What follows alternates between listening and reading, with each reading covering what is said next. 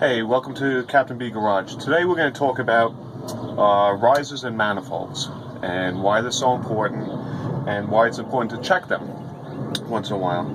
Now, what the risers and manifolds actually do is they allow the coolant water, the raw seawater that gets sucked up from the outdrive to cool the engine to exit the boat. So what it's going to do is you're going to have the water being pumped up from the outdrive through the engine, and it exits through the manifolds, through the risers with the exhaust. So why it's important to check them is because over time they're made of cast iron, and cast iron seawater don't mix. So over time what happens is it starts rusting and it starts building up some scale on it, and you'll get issues where the boat is overheating.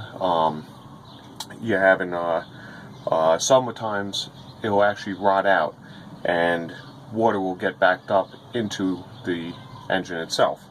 So it's very important, and it's very easy to check too. It's mainly 4 bolts on the top and hose clamps that you just remove it, and you inspect the water jackets and look to see how bad it actually is, whether it's time to replace them. So we're going to unbolt this one, and when I unbolt it I'll show it and explain everything to you, and we'll go from there. Alright, so what you have here is your typical exhaust riser. This is a Mercruiser riser. They are quite heavy. They're made of cast iron.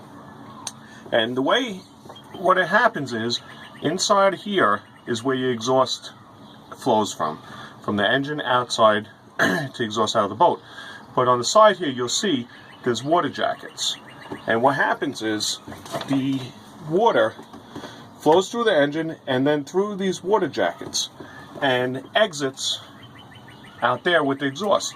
So outside here, between the rubber and the exhaust port, the water will flow out and then mix with the exhaust and exit as the exhaust exits.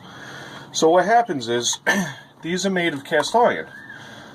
Inside these these water jackets, they end up getting rusted and they build up a lot of scale, and the wall between the exhaust and the water jackets starts getting thinner and thinner. So you could have a couple of problems.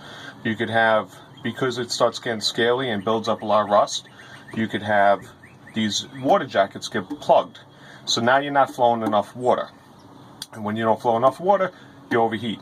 So that's usually the first indication that you have bad risers or manifolds at the time to change. Another issue is it could get so severe that the water jackets actually rot out and it goes back through the exhaust. So what I like to do is every 2 years or so I like to pull it, look at it, inspect it. It's very easy to do. You have the 4 bolts on top. There's 2 and 2 set of hose clamps on each side to go to your elbow. And then on the side here you're going to have for your throttle and your shift linkage bolted onto here, which is typically 7/16 bolts, and the top is 9/16 bolts. So you would unscrew all 4 of these bolts, the side bracket here, and the 4 hose clamps. And I just twist it off, and then you can inspect everything. Now, what you want to do is, before putting it back on, the old gasket, you want to scrape it off, clean it nice, and also on the riser itself, you want to scrape that off, clean it nice, make sure you have 2 good maiden surfaces, and you want to get a new gasket. Now typically you have a green felt gasket, or you have a metal gasket that has like a graphite in it.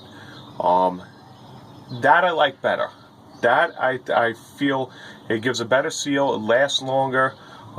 Anybody at the marine store will tell you the same thing. The green ones I don't like. I feel that that's a bad chance of it failing. But that's pretty much it. That's all to look for. You open it up and you see if there's how much scale, how wide the water jacket is, to see how much is actually in there, and you look at the actual exhaust outlet to see how much is in there. And while you have this off, you have your elbows here too, which is just an exhaust elbow. And you inspect that to see how rotted out that is, because that could also rot out, and you can get holes in that into your engine compartment and everything. You don't want to do that. So it's just a typical pre-season maintenance thing that you want to look.